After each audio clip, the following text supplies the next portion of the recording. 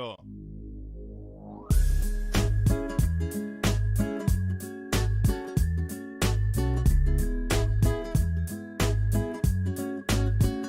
Yo todo lo que tengo lo doy por las damas, mas nunca me entretengo a ver si me aman.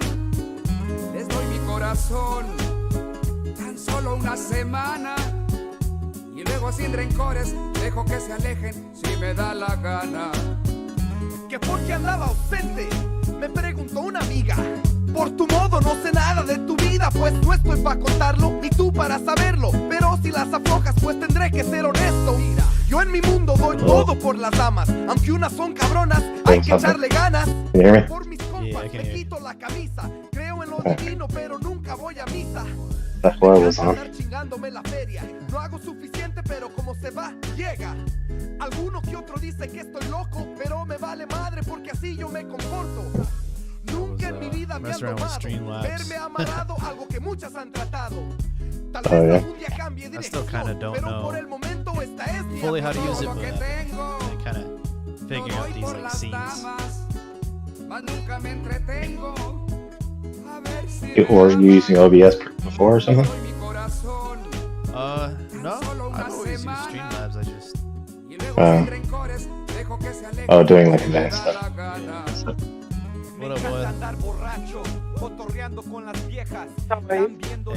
So I went into the wrong chat room. Oh. I was in there for like 5 minutes. But I was by myself. I'm like, these guys forgot. What chat room were you in, bro? There was no voice chat, Homer.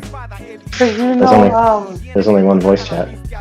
no, for Cantina, for a different group. You know, Discord, you could be in different groups. And there's a group right next to Cantina, and it just said general. I don't know how I. In one of those OnlyFans discords, huh? You know, trying to Nah. get some free nudes, bro. Tan solo una semana That would be my Twitch. dejo que se alejen si me da la gana. Me quito la camisa por un buen amigo. We have Hoy what? vivo millonario. We have a few things to discuss. The chant, obviously, and then Okay. the list of players that have been called up for Gold Cup, and then I'm sorry. the Chivas show. The Prime, the Amazon. show on the Prime. Yeah. It's only 4 episodes. Unfortunately, yeah. Alright, I'm gonna get some water. And does it end on the 4th episode, or does it to be continued? It's kind of like TBD, but yeah. I'll be right back. Hacen de pedo por lo que es mi afición, andar de mujeriego y cabrón. Y si no te gusta, hazte un lado de mi cara y sigo adelante como nada. Yo todo lo que tengo lo doy por las damas, mas nunca me entretengo a ver si me aman. Chiquis, you there? Mi corazón tan solo una semana y luego sin rencores dejo que se alejen. Yeah, man. I'm just watching some bitches. You did see it? I saw what? I saw What? the first episode of the Chivas documentary. You only saw 1 episode? Or I saw 2? the first episode. The first one. Mm. I gotta see the second one to see what Julio Briseño says. That whole argument. Yeah. Everyone's Team Julio, but man, I'm like a contrarian, so. We're gonna talk about it. Alright, y'all ready to go? Yeah. Hello? Alright, let's do this thing.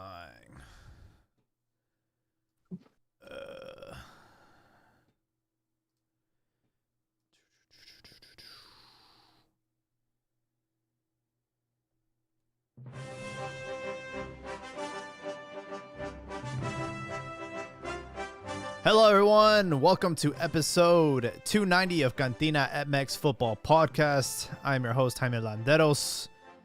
Trying to catch up on everything that you guys missed out last week, including the 45 players that have been called up for potentially Gold Cup and the last few Partidos Moleros. FIFA cracking down on Mexico's chant. And of course, Chivas debut on Prime with their new TV show, El Rebaño Sagrado. We're going to talk about it. But before I go any further, let's introduce the panel tonight. Coming in from SoCal, we have Joel. Joel, how we doing? I'm feeling good, man. Yeah? That's good to hear. Good start of the week. Then over here in the warm south, we have Cheekies. Cheekies, how we doing? Hey, man, we're here washing dishes. Washing dishes. How you guys doing? Dish duty, huh? Again, still. I'll be done in a sec, man. Well, Doing good though, guys. we already have people on YouTube. Thank you guys so much. Tonight, I had kind of started the stream early just to let people know that we were starting soon. John's giving us a shout out, and he says, "Grito, nada de chant." We're going to get right into it. FIFA slapped Mexico on the wrist. They had investigated the pre-Olympico that happened in Guadalajara. They are just now punishing Mexico for it. They've given them a 2-match sort of behind closed doors for the World Cup qualifiers. So Mexico, to start off their campaign to qualify for Qatar, they will not have fans for the first 2 matches. And they are just, check this out, guys, they are just starting to investigate the Partidos Moleros, starting with Iceland, Mexico. So,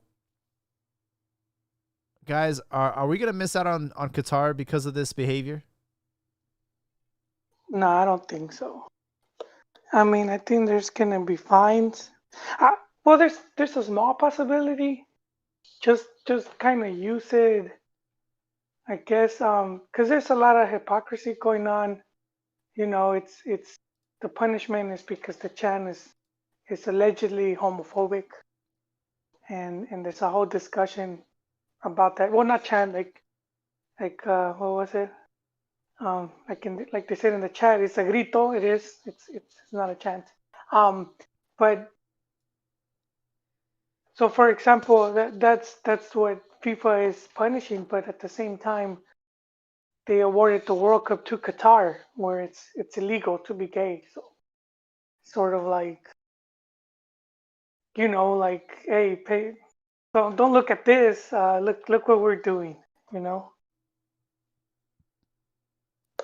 Hey, so you're saying that it's pretty much all about the money. It's pretty much what? Qatar, it's all about the money, pretty much. Qatar will pay. Yeah, it is. They'll provide the World Cup a ton of bucks, venues. Well, it's paid for already. FIFA's gonna like bow down to that. They're gonna accept that. Well, keep in mind, Chiquis, World Cup gets, what is it, about 8 years in advance that it gets allocated. So Yeah. a lot of that stuff's already been, bought and sold. I mean, does FIFA want to pay Qatar back? There could be, Well, they knew FIFA and everyone in the whole world knew like long ago how Qatar was. My thing is like Jaime was saying, that is Mexico going to miss out on the World Cup? I think it might be a possibility because Mexico, like in CONCACAF, Mexico is the cash cow, right? CONCACAF is going to bow down to Mexico, and Mexico is going to have like a benefit of the doubt. They're going to have all the advantages, privileges, and stuff. And FIFA, I don't know how huge Mexico really is, to where FIFA is going to be like, man, we can't have a World Cup without Mexico. Like if it was Argentina, sure. They're going to be like, yeah, World Cup without Mexico is no big deal. So I can see them like saying, okay, Mexico. Not for FIFA, man. FIFA has, not for FIFA, because you're saying FIFA, and not for Qatar. It is for like in the U.S. and in Mexico for TV purposes. That's what I'm saying. But FIFA has their money. Regard Mexico goes or doesn't. So they don't need FIFA. Don't need Mexico. Then. No, they don't need them. That's why I'm saying that they could possibly kick them out if they keep on doing this chant, which I don't think it's as strong as it was before. But if they keep on doing this chant, and FIFA has no problem saying, "Okay, Mexico, you're done. Get out of here." Well, Mexico could just play behind closed doors up until the World Cup. No more fans. But it's interesting because it had been controlled to an extent, and then it popped up during Olímpicos, and then we have this whole issue of it happening in the U.S. because it's not necessarily Mexican fans doing it, and I mean Mexican fans from Mexico. It's now you have pochos or you have like Central Americans, and you have other people that are at the game that could very possibly be doing the chant, and so that's another issue. And it could, it's does Mexico doesn't have control of what happens in another country. So how do you punish that? Shouldn't you be punishing USSF at this point, since they're the ones, they have to approve all of this? All I know is I'm concerned. I'm a little concerned because we're just barely getting punished for the Preolímpico, and that was back in March. And Mexico has had plenty of Partido Moleros between now and then, also including the CONCACAF Nations League. And at every single one of those matches, there has been the chant. And, I was there in Denver. It happened in both matches. The referee stopped the game both times, warned the fans. So I don't know what this means moving forward because, FIFA already has punished Mexico for 2 World Cup qualifiers. What are they going to do once they find out that, all these matches that they've been playing, the chant has continued to happen? Are they going to continue to do this with the closed matches, no fans? Or are they going to be like, hey, you know what? If we hear this one more time, you guys are not going to be allowed to go to Qatar. Well, that's the thing. There's like steps, though, man. There's like a protocol, like a process of steps. I think there's 4 or 5, and the next one is losing points. Oh, yeah. Wow. But there's also the issue of what were you saying? Because Mexico was not Mexico, but the Mexican Football Federation. They have been taking it serious. They've done, they've done things to try to speak out against it and all that. So it's not like that they don't care, Similar to Qatar, where I think it was early this year, they released something saying LGBTQ flags are going to be allowed at the World Cup. And so it's sort of to take away from the whole, to the whole issue of how the country treats gay, lesbian. And so that's sort of kind of like a cover up. Maybe Mex needs to do something similar, man. Go release that I don't know LGBTQ 3 jersey, Hey, Joel, what's crazy? Manuel Neuer, goalkeeper, and I believe the captain for the German national team, wore a rainbow captain's armband for the Euros. And there you go. And guess what? They were looking into UEFA was looking into it. I think FIFA too. We're looking into it, potentially getting him in trouble for wearing it because they didn't know what his intentions were. They didn't know if he was he was making fun of it. And then he had to come out on record and say that no, this signifies unity and diversity. I'm not trying to troll anyone. Well, see, they could take a cue from that, and then just make an announcement, release an announcement saying that they're in full support, have a captain's armband, make Memo Ochoa wear a Campos-esque, goalkeeper suit. With the whole other rainbow colors. Maybe they can have the team wear skirts or something. I don't know. just I'm like, the thing about it is, it's sort of like hypocrites, right? FIFA is like trying to crack down on us and really make one of the bus, while they've allowed to have 2 back-to-back World Cups in countries where homophobia is a big deal, and they don't like gay people. So it's like, what the hell, man? Like, but that's another argument. One thing for me though, and I want to ask you guys, what does the Olympics have to do with FIFA? It's not a FIFA sanctioned tournament, is it? Kind of. Kind of is. Like, why should Mexico be punished for big reason why there's only like 3, why it's only under 23 and only 3 overage players, and that's to do with FIFA, not with the Olympic Committee that put those restrictions. FIFA put them. I see.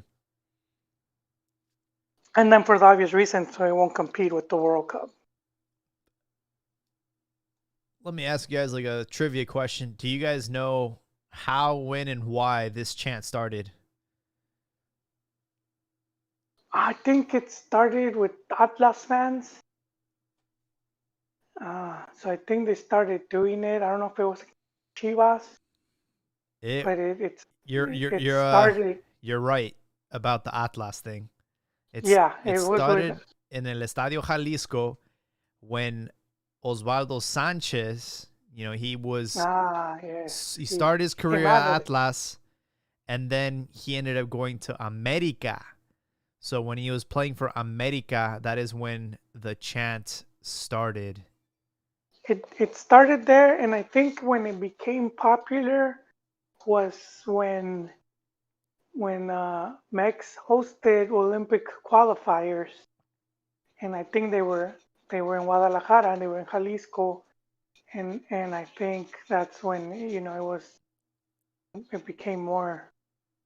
Somehow it just blew up more. So we're kind of going full circle. It started in Guadalajara, and we got disciplined for it in the matches in Guadalajara.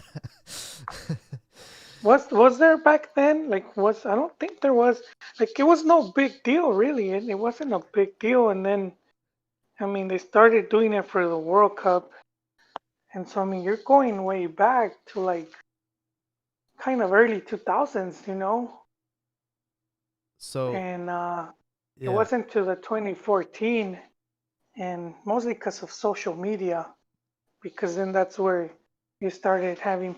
And it came from the U.S., with people in the U.S. complaining and then sort of dictating what it means. That's why it's such a big controversy, because it's it means different things to different people. Mm-hmm. And I'm pretty sure for the majority, they're not doing it because they're homophobic.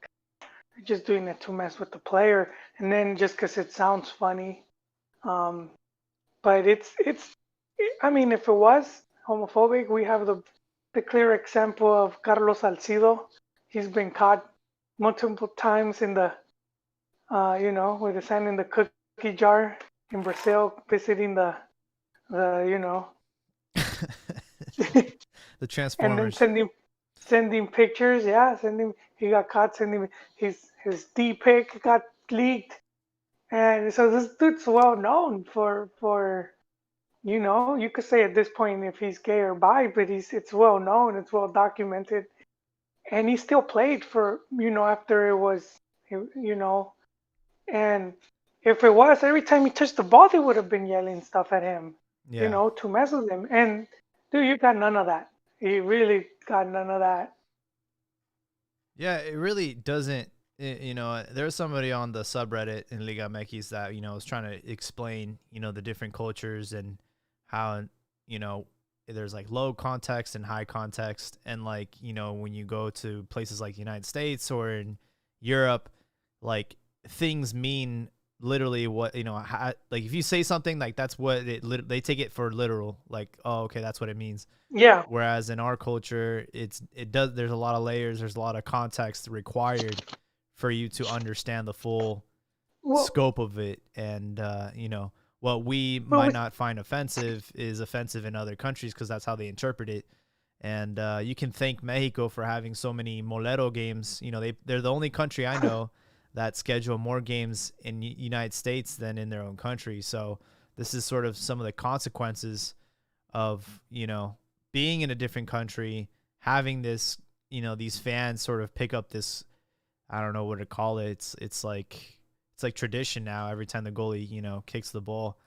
But, now we're starting to see the consequences. And I understand, things don't fly anymore, where unfortunately it's, everything is, you have to think twice about what you say nowadays. The PC cultures. Yeah. Yeah, it depends. It depends who you offend. Because, for example, take the word shit, for example, means feces. So if I were to read something like Mexico's the shit, which was like a jacket, I don't know if you guys saw it. I remember Ochoa was rocking that, yeah. Yeah, they were even rocked it. They got some selección players, and it said Mexico's the shit.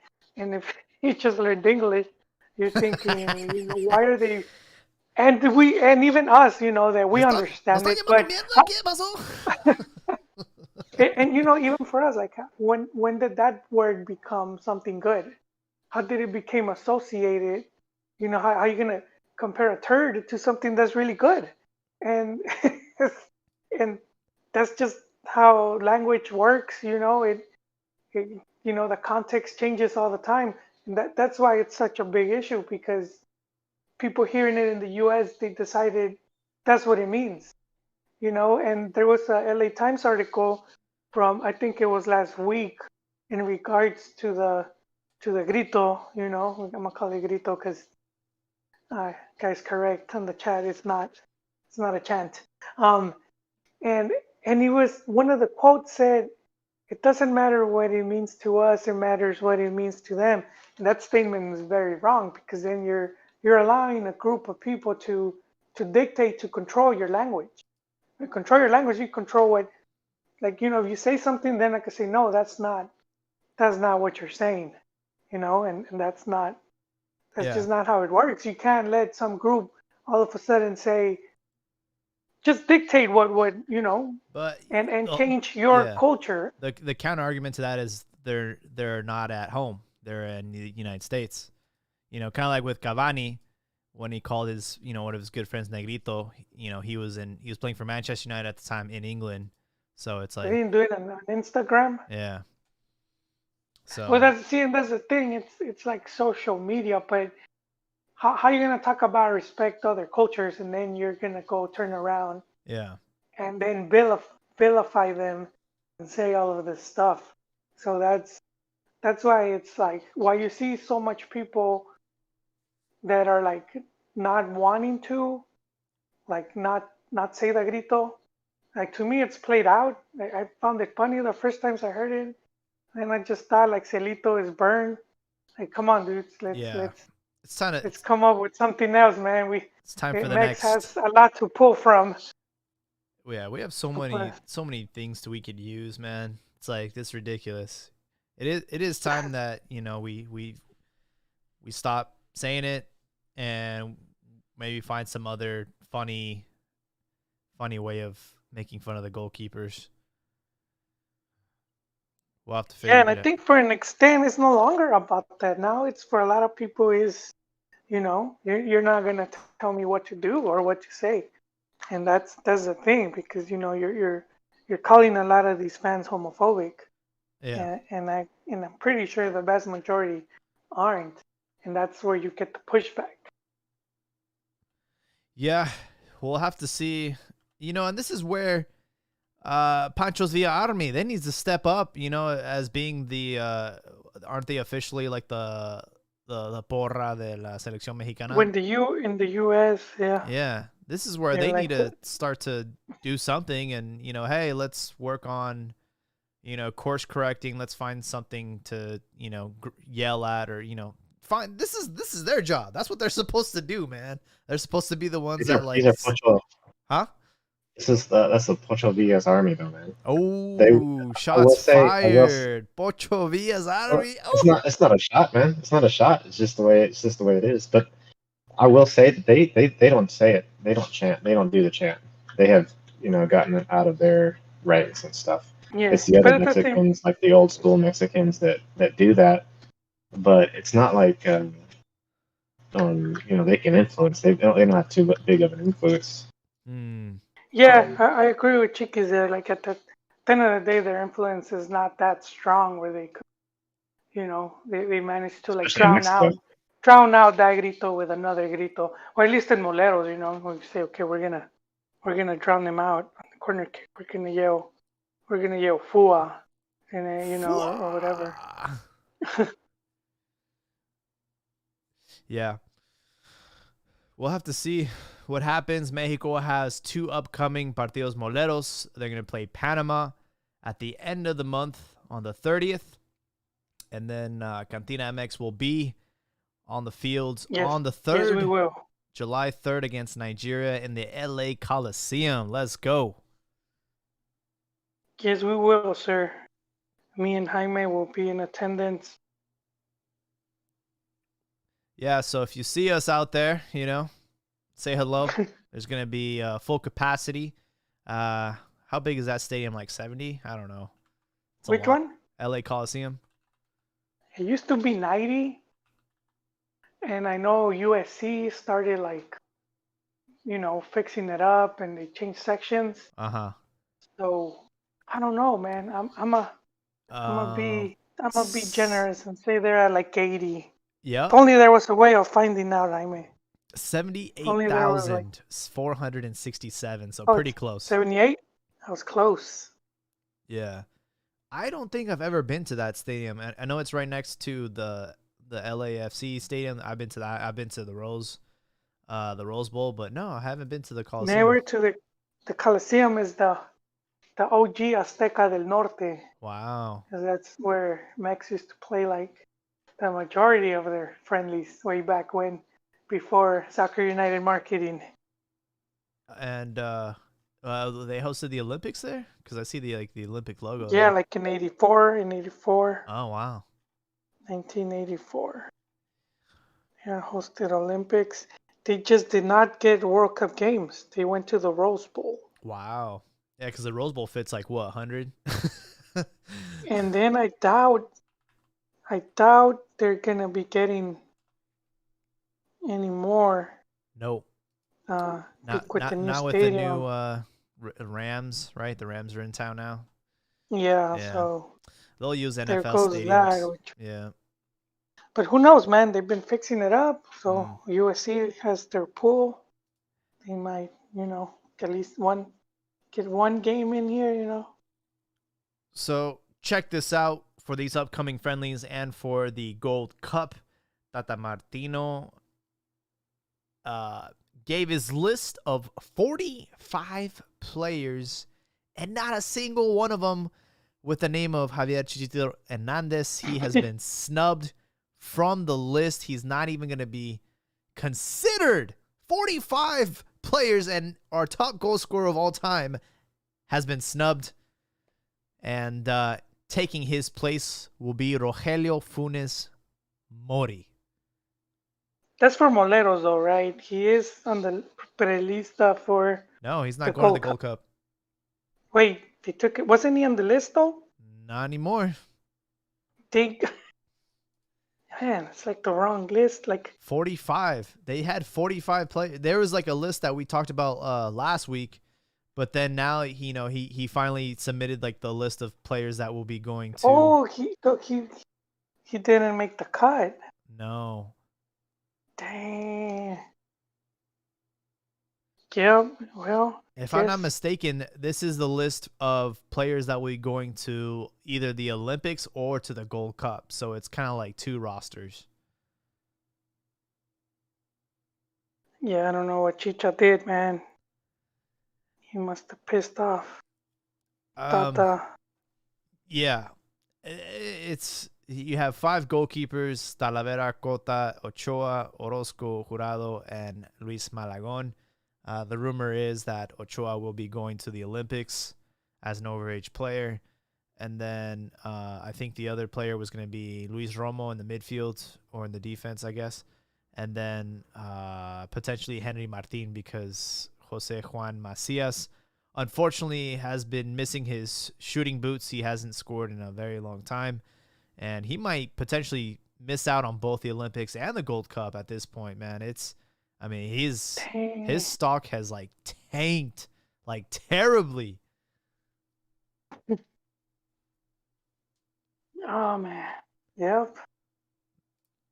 That sucks. So now that we know that Javier Hernandez will not be going to the Gold Cup, I have a trivia question for both you and Chiquis. How many Gold Cups has Chicharito participated in? Oh, let me see. No cheating, obviously. I'm gonna say 3. What about you, Chiquis? What do you think? He's washing dishes. He muted himself while he asked Siri. Gold Cups. Yeah, I was muted. He was 3 sounds Siri. like a good number. I'm gonna say 4 though. All right, you guys are not gonna believe this. He has only been to 1 Gold Cup, and that was in 2011. Damn, and that's the first one I was thinking of. And he was the MVP. That was a Gio though. Damn. Isn't that crazy? He's only been to 1. Yeah, you got me there, man. I thought I seen him more often. I guess that's beneath him.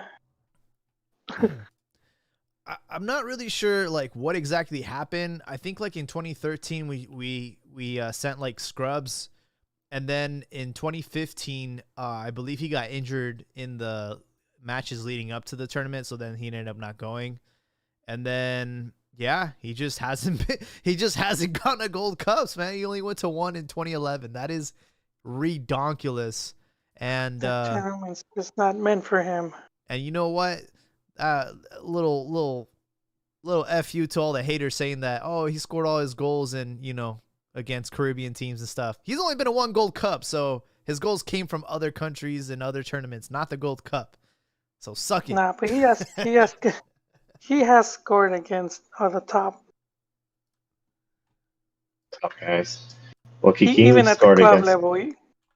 Because everyone says, oh, he's got 50-something goals because he scored, 50 of them against El Salvador and Guatemala. I'm like, no, bro.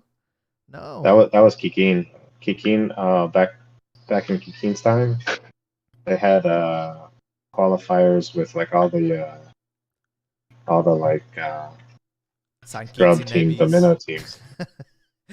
Yeah, St. Kitts and forget the other one. There was like a few, and he scored there was like a 7-0 games and stuff like that. And that's where Kikín got a bunch of his goals. Yeah, Sag in the Gold Cup, he scored like 13 or 17 goals. Yeah. And it was against a lot of these, smaller teams. He scored 21 goals for the national team. What the hell? Kikín Fonseca, man. Kikín? What? Yeah.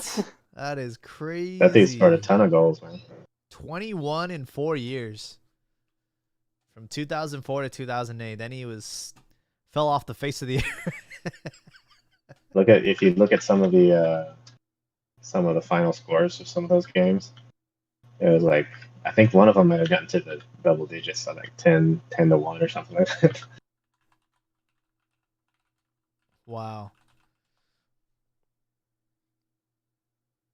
So with this list of 45 players, we kind of talked about this last episode, the possibility of Rogelio Funes Mori joining Mexico now that he's naturalized. Do you think Tata's making a mistake calling him up? No, I don't. He hasn't been, he hasn't been on point either lately. But I think he deserves a chance. Mistake is just there's even been there was like a funny comment of it was a crack against Chivas. It was like okay, now Chivas has more Mexican, has a stronger Mexican policy than the national team or something like that. I forget what it was. I saw that Chivas tweet. are That's more old. are more Mexican than the national team. Yeah, I've seen that one. Yeah. Old news, then, Chiquis, old news.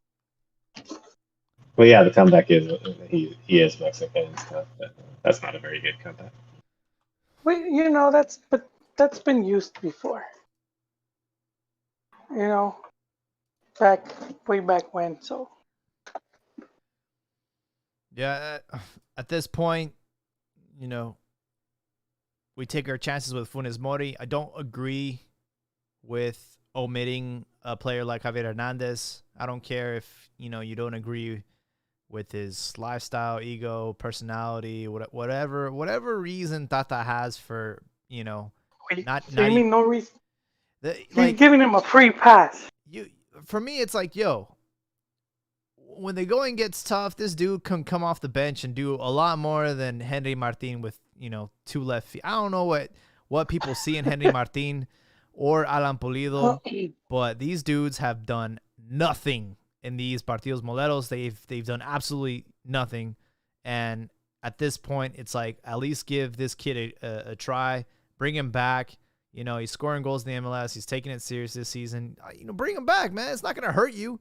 He might end up scoring a goal. That might be the worst thing that happens, is he might end up scoring goals for you. I think Martin finally mentioned in a tweet, like what we've been saying all along, or maybe I've been saying, is that Tata Martino knows something. He has the inside knowledge, and he's got to be the one that makes the decision, and he's making it for some reason. Yeah, that maybe we just don't know. What it goes back into the World Cup, and then there's talk that after Max beat Germany, that he was trying to he orchestrated some type of boycott. They were trying to Chicharo.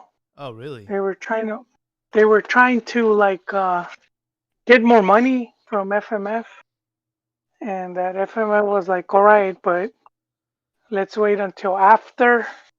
So there was talk of that, and we did see that supposedly that solidarity was. I don't know if you remember. A couple of the players ended up dyeing their hair blonde. Yeah, I remember that. And that was the group that was it was like Layun, Salcedo. Yeah, they were leading a revolt.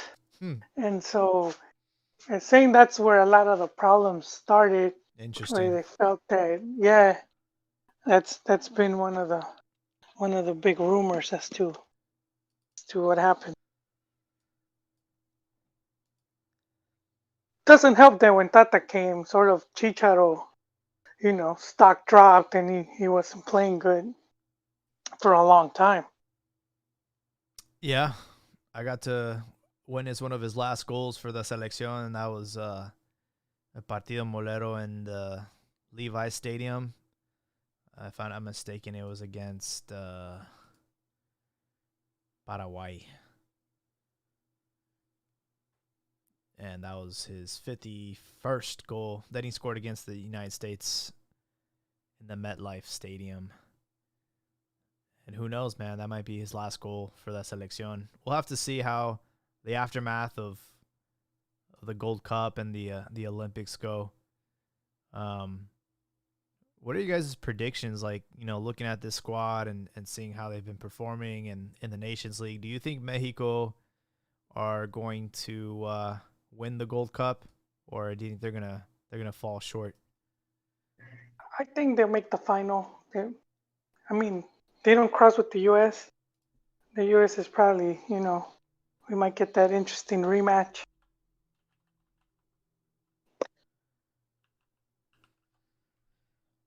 Well, yeah, I can see them going. I think they're going to go to the final again. I think I said this before, but they could possibly once again lose to the U.S. That would be that's a very good possibility. If you look at the group stage, we have still, I believe, some teams still trying to fight for a spot. But Mexico's in a group with Curacao and El Salvador. Meanwhile, the U.S. will be in a group with Canada and Martinique. So it's a pretty right. pretty accessible group for Mexico. Yeah, the thing is like, and it's rare, and I don't think it's happened where they met like in semifinal. I think if they ever meet, it's always in the final. They're always grouped far apart so that doesn't happen. I'm not really sure how it's gonna work out because they're in Group A, Mexico's in Group A, and then USA is in Group B. So I don't know if the winners of those groups will face each other in the next round, or I don't know how it works, but obviously they'll try and find a way to always match it up where it's US versus Mexico in the final. But yeah, I mean, in my opinion, it's their it's their tournament to lose. Either one of those sides will probably have enough depth to have a deep run. I just hope that the strikers wake up and we start scoring goals, because that's been a big problem for Mexico. And we'll have to see how Funes Mori gets incorporated into the team and how he the reception that he'll get from players, because I mean, he plays for Rayados, and I don't really know from that from the teams, from the players that are called up, if he's gonna have any teammates. I know Charlie Rodriguez is maybe his only teammate from Rayados. Everybody else is from other clubs. So we'll have to see how. Who knows, man? He might get shunned. They might give him a hard time, or he might fit in. Nah, I don't see that happening. I don't see that. Someone doing something like that, because you never know, man. You might be doing something like that, and then you end up at Rayados. True. I mean, you're not gonna do stuff like that. These guys are professionals. I just don't see that happening. Has it happened? Sure, but I don't think that's the case anymore. For sure. Especially if you're like a bigger name, Maybe you're like some noob just getting called, but he's a pretty big name.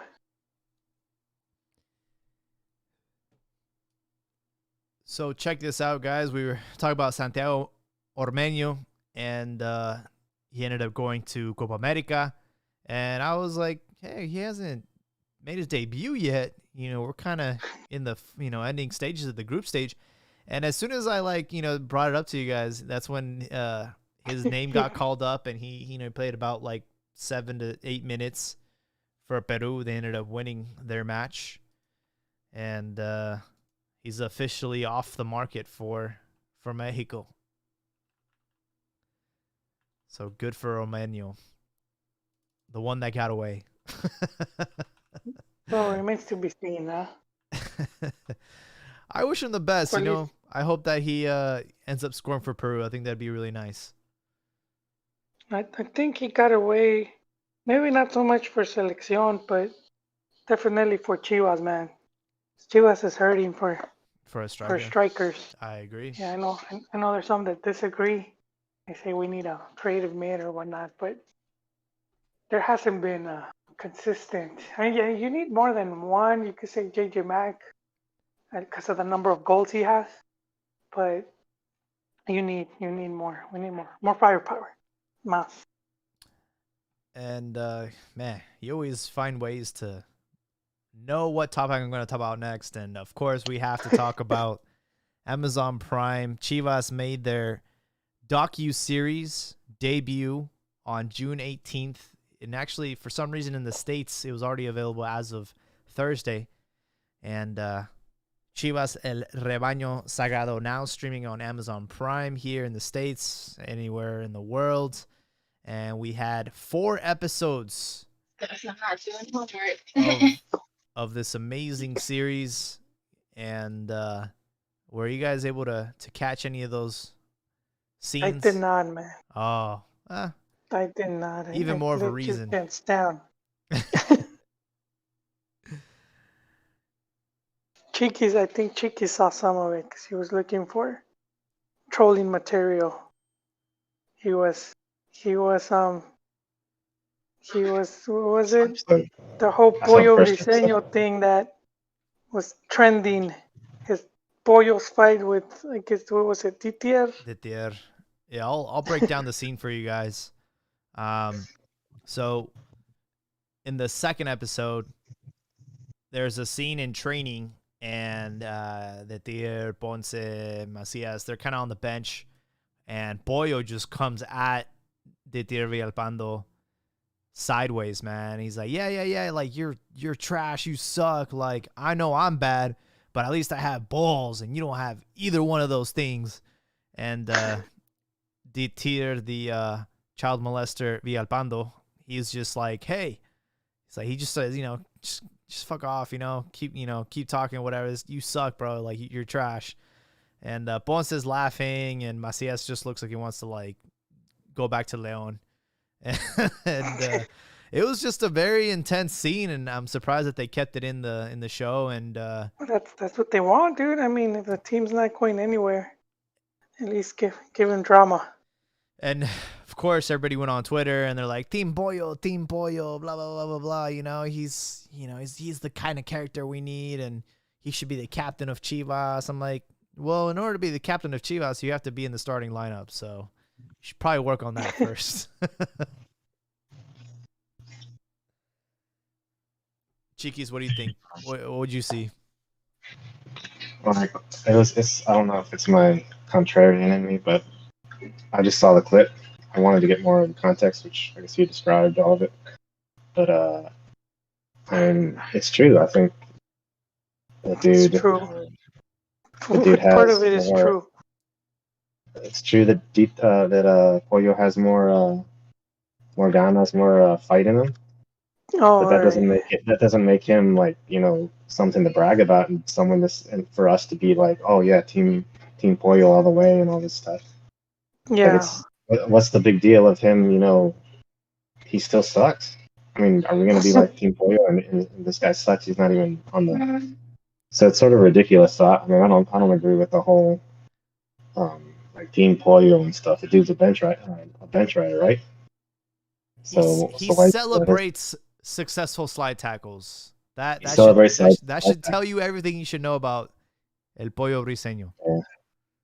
It's ridiculous. But, yeah, if you make it that far in soccer, you don't suck. You might not be that good, but you're playing against like an elite group of players. There's this even if it doesn't seem like it, people are gonna start comparing them to the, Champions League or to the Cristianos. But I guarantee you, man, that rich dude goes up against the average starter, and you'll see the massive difference in quality. It's I've heard this joke where it's like maybe in the Olympics they should throw a random, into the events just so that we could see how the random person would fare against some of these Olympians.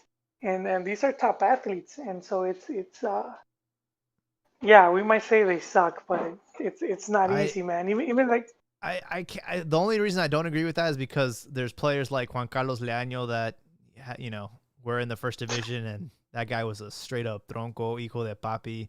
His dad owned the team, and that's the only reason why he got so much playing time, man. But there's always those one players. Exception, dude. Yeah, that's a big exception. It's like that. What is it like in the team from China? Where is it? Like an Asian team, and the daddy owned the team, and the son's like overweight. son was looking like trophies in the summertime. They were posting clips, and he could barely run. I was like, damn, that would be me. Hey, but I'll get to play. Your teammates have to pass you the ball, dude. Yeah. So here's the thing, because people ask, why even bother having a TV show? Chivas are trash. That they haven't won anything since 2017. But you got to understand, let me give everyone some context. Our owner had a son. That son was passionate about cinema and movies and being a director and all that. So he grew up. In fact, his dad gifted him a camera when he was like 8 years old, and he just took off with it. So he's always been passionate about cinema, and that's why we had the Chivas movie, the movie that I still haven't seen, but it came out after they had won their championship, and it kind of recapped that season. And then now we have this TV show on Amazon Prime. So I mean, you can tell that this is Amaury's influence, and he sort of incorporated this into the brand of Chivas, and I applaud him for it, because you know what? At the end of the day, we're in a bubble. We breathe Mexican football. We love Mexican football. We watch this week in, week out. At least we try to.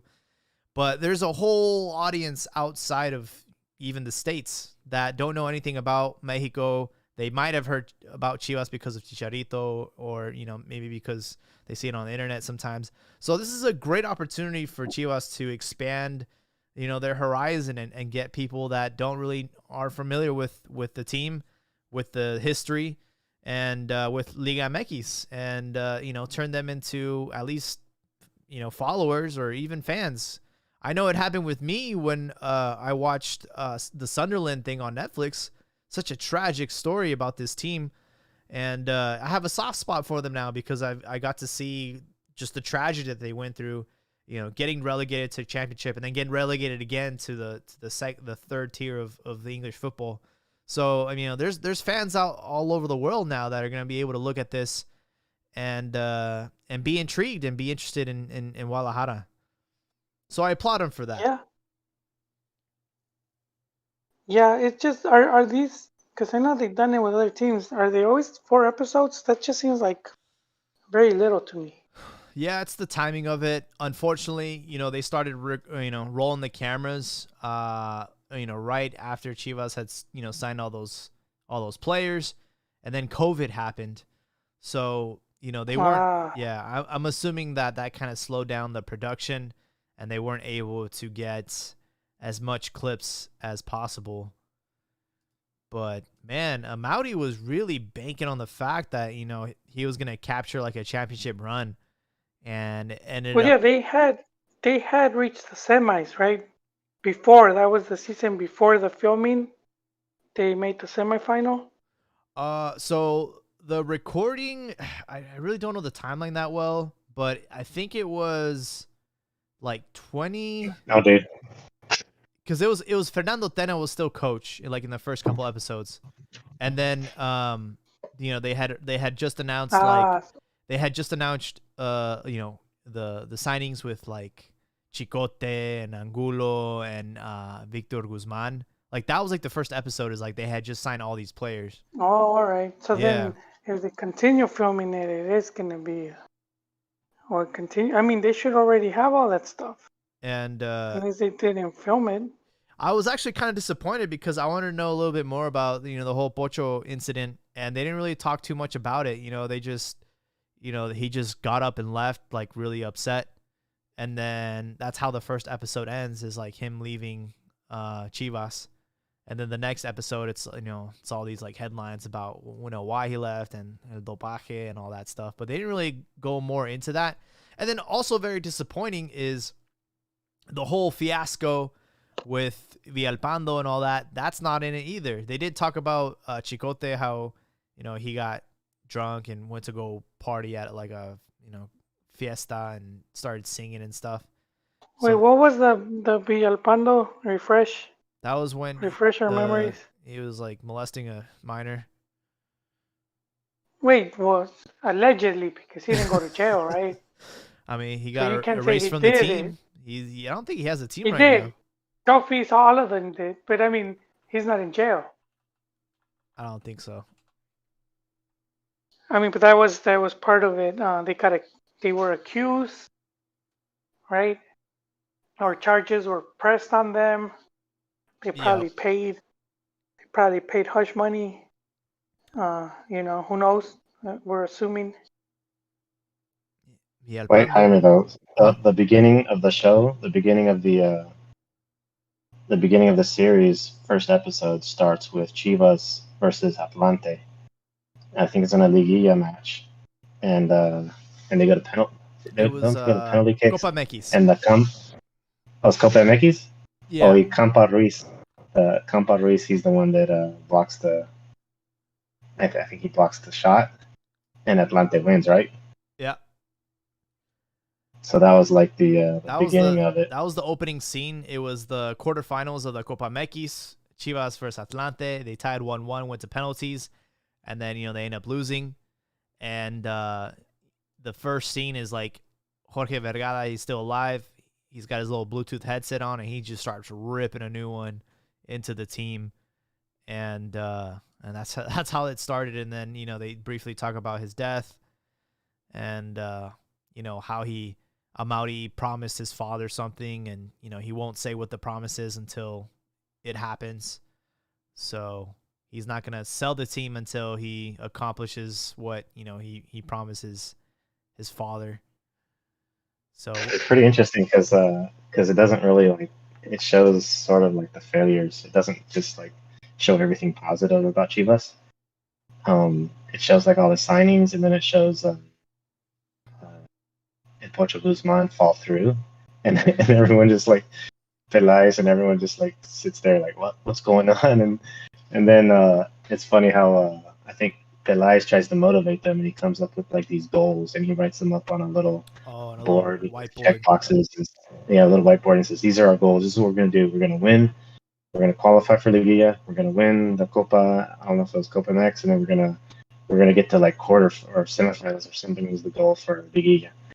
And I was just like laughing. I was like, none of this joke's going to happen, because you already know like the results. You already know what's going to happen. Yeah. But they do make it to the semifinals. I forget what the goals are. They might have. But it's just like, man, it's just laughing because it doesn't. Well, the biggest ironic part of that, because he said, hey, like these are the goals we're after. Number 1 is discipline. And I just yeah. I started, once you hear discipline, you're like what the heck? That was the first one. Is like number 1 before we started trying to go for any titles. Like we got to make sure that we're disciplined, that we're on our best behavior. And I just started dying because it's like, oh man, if you only knew what you're gonna get yourself into. This is before all the the controversies and the scandals. And then he said second goal is to win Copa MX, qualify for Liguilla, and then eventually win a league. So they basically the next scene is them getting eliminated by Dorados in Copa MX. And if I'm not mistaken, that's the last Copa MX that we had. So, Chivas haven't even had the opportunity to they did get to the final of the Copa por México. Yeah, come on, man. It was a cup played, man. I mean, it was a bullshit cup. It's one of those Mickey Mouse ones, but they did get to the final of that. But yeah, they lost to Dorados. That was in January of 2020, so that was before COVID. And then once the team starts getting on a roll, because remember, Chivas got on a roll, and they started winning games, and they were in 5th place. And that's when the season got canceled. And then that's Pertena, man. Then they did everyone forgot that. Yeah, then they did the Copa for Mexico. They restarted the league, and then he got fired. And then he makes the final. Yeah, what's crazy is when Tena got let go, the players didn't know. They were all in the training pitch, and they're all like whispering to each other, like, "Hey, ¿dónde está el flaco?" And then Peláez is like, "He's fucking fired." And then said it like that. And then Macias, like, they start to like open up, and they said like Macias was talking about how like, yeah, like I'm over here busting my balls, and everybody on the pitch is clueless. Like we need to work on the tactical side of things, and I'm just like, damn, Macias, like you are not, you're already not liked in the locker room, and you're over here throwing everybody under the bus, dude. Like, no wonder you're going through such a bad slump. Like, no one has your back. Like, no one passes him the ball. They were talking about that in the series, like how nobody except for like Antuna like passes him the ball and stuff. And I'm just like, damn, bro. Like nobody really likes him. His best friend is like Tiba Sepúlveda. I didn't know that. That was really interesting to find out. And I think one of the most interesting things about what I saw that in this was Chicote, that he was going up to Peláez asking him to, for more minutes and to start. And he was complaining to Peláez. And I'm like, dude, like, why aren't you like talking to Tena or Vucetic about this. Like, why are you, going to Peláez? Well, I think Peláez, because like if Peláez did the transfers and he talked to them, and so I think he feels like, if he convinced them to come to Chivas, and he could be like, hey, you promised me this, or. I guess. But it's kind of weird that you don't have a direct relationship with your coach. That's the guy who's making the shots, right? He's making the decisions of.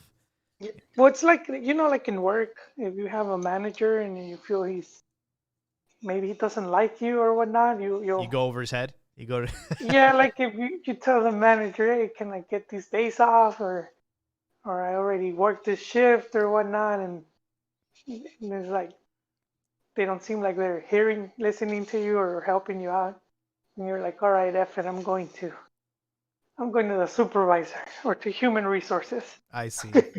I'm going one up, man. This is getting me nowhere. But I do think like Peláez, like he's the one that does the transfers. Yeah. And I assume he might meet and talk to some of the players, because that's something that, and I'm assuming here, but that's something Chivas has lacked in the past, when you saw like why they had such a difficult time.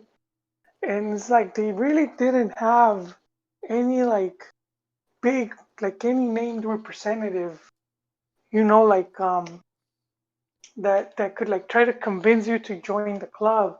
I mean, so before they had Nestor, and they've been in the game a long time. No, Miguel, nah, dude. That come on now. That's not even the same ballpark.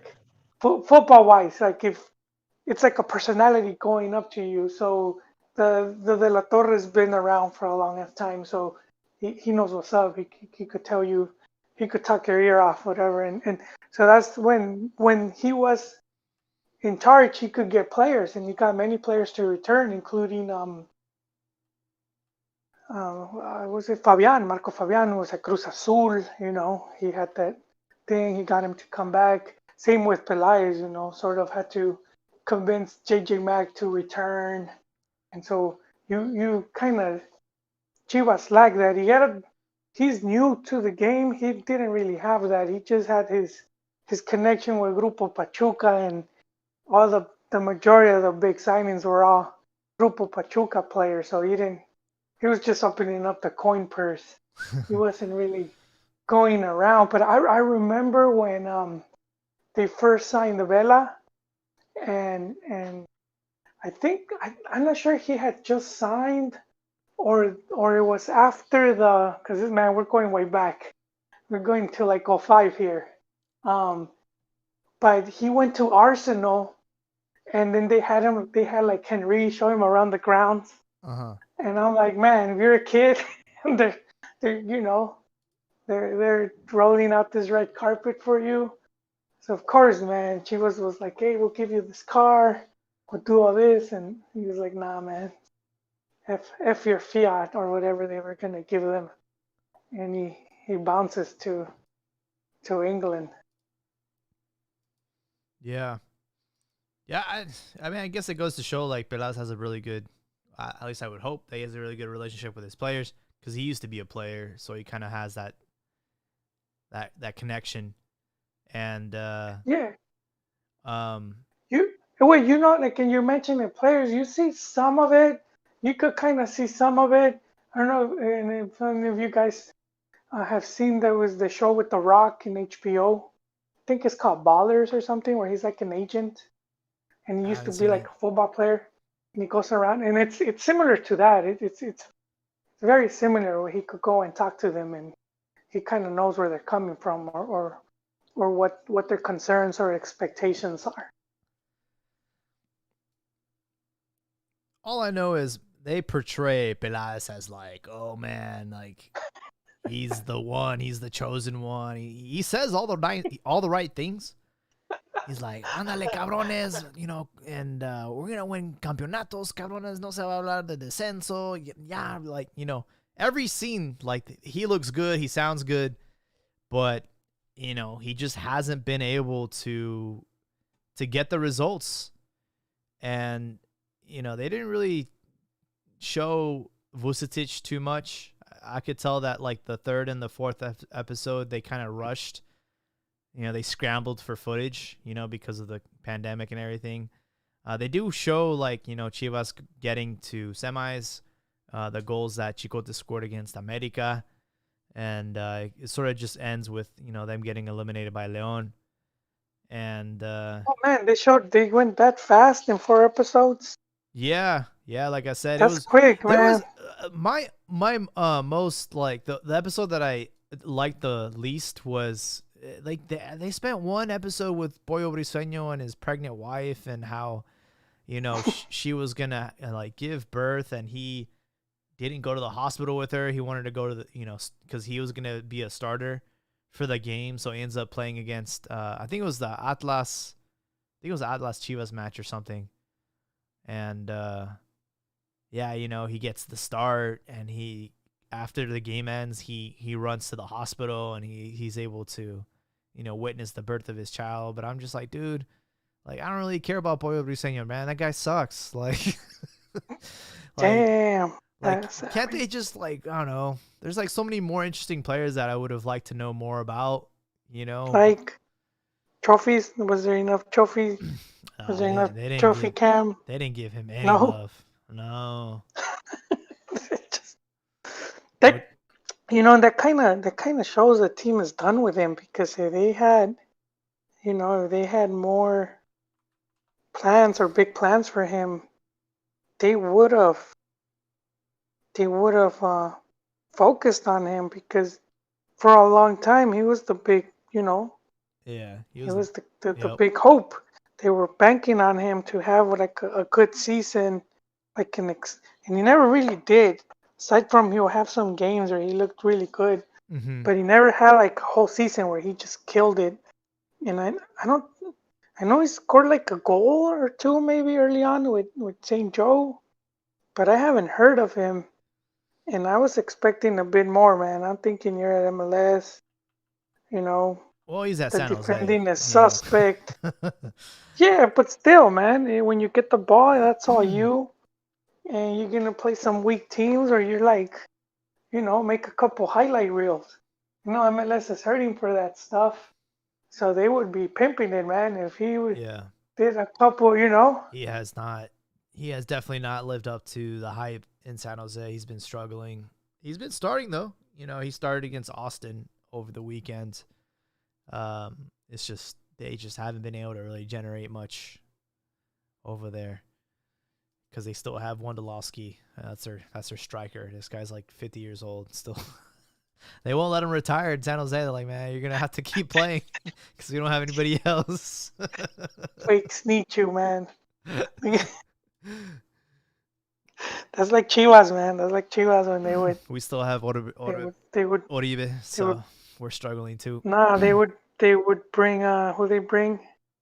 80-year-old Chiva player. Oh, it's the Chava. Remember Chava Reyes. Chava Reyes. And like every other season, they would bring some of the campeonísimos.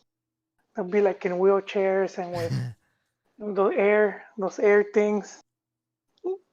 And they'll like roll them out into the field and be like, hey. And I was like, damn, dude, that's just let them rest. So yeah, it's a great series. Even if you're not a Chivas fan, I highly recommend watching it just for the lulz. Everybody knows how the season went, and parts of it were cool. Like, oh man, like I really enjoyed seeing this. Macias, they did, show him where he lives with his parents, and it's like a really nice house, and he has a personal trainer, personal chef, and he has Tiva, high-speed internet. And Tiva still lives at the academy, man. He doesn't even have his own home. He still lives there. And so he probably lives like in another state, Yeah, I think they were talking about that's what happens. Unless his family's really poor and they live like on some tin shack, in some desolate town. But it could be that it just from another, another state or another city that's too far. You know what's crazy? I didn't really think about this, but he was saying that like, at the age of 12, he left home. Like that's rough, dude. Like you leave yeah, like you like his brother, because his brother was also in the academy, and he said that his brother left when he was 12, and like he just couldn't handle it. Like he missed home too much, and then he ended up like I think he ended up becoming like a nurse or something. And Theo said that he was a better player than me, but he just missed. He was homesick, and he's like, and I left. He said I left home at 14, and I've been here ever since. And I see my family like twice a year. I'm like, damn. They had a problem like this similar in Europe many years ago. They were bringing many kids from Africa, to some of these European teams, and they were very young, and like 12, 14, and a lot of them, they wouldn't cut it, and it's I assume similar reasons to what you're saying. They get homesick or they're all alone. They don't know one, hard to adapt. You have to learn the language. But they were so like the club would release them, and their agents would just leave them out there. And so you had a bunch of homeless kids. So you see some kid peddling for money. That's crazy. And then he's probably still wearing his Inter training kit. Probably you think he stole it or something. Dang. You could not guess he was actually in the academy. So FIFA ended up doing a rule where it's like, I think if the club signed or brought anyone under 18, they had to bring a parent, or at least one of the parents. The parents had to be staying there. You couldn't just bring the kid. That's crazy. Yeah, I mean, probably had some intense cascaritas over there, man. One of my friends from high school, he was actually, he was super talented. He ended up getting picked up by Chivas USA, and he was with the reserves, but he ended up quitting because he said he was homesick. And was he at San Jose? He lived in San Jose? Yeah. Yeah, and see, and I understand that, and you see, that's not even that far. What is it, 8 hours? Yeah, I'm like, dude, it's not even that far, man. I always give him shit. I'm like, dude, you could have been pro. You should have just sucked. But he wanted to party. He was a party guy. He was a party animal. He's trophy rat. Yeah, he was like, nah, all my friends are in college, like having fun. I'm over here. Yeah, so he ended up going. Well, that's the sacrifice, yeah. Yeah. He ended up going back to college and partying and stuff. I'm like, he also became a nurse. Yeah. But I get it. Everyone's different. Some people are just not willing to sacrifice. Like they don't have a strong enough mentality to just give it a little bit more. That's what frustrates me, bro. It's like you see players that have the talent, like Carlos Vela, but just don't have the mentality. And then you have players like Chicharito who, just because of hard work and just positive attitude, like got to where he is. But that guy has like, he's not even talented. He's got world-class like positioning, but if you look at if you stack them up against each other, like Vela is such a more talented, complete player. And it's just like, man, what a waste. Damn. Yeah. Dang. So that's pretty much all the big topics we have for tonight. There is a rumor picking up steam with Luis Romo potentially going to Celta Vigo over there where Araujo plays. And he says that one of his agents is there. But I guess take it with a grain of salt, but that would be great for him and for the well-being of the national team, because we haven't exported any players this season to Europe. Not that I know of.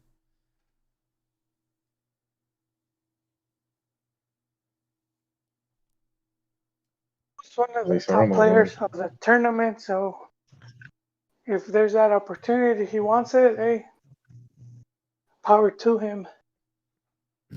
There's also somebody trying to go for Johan Vasquez, Cheekies. I don't know. Have you heard anything?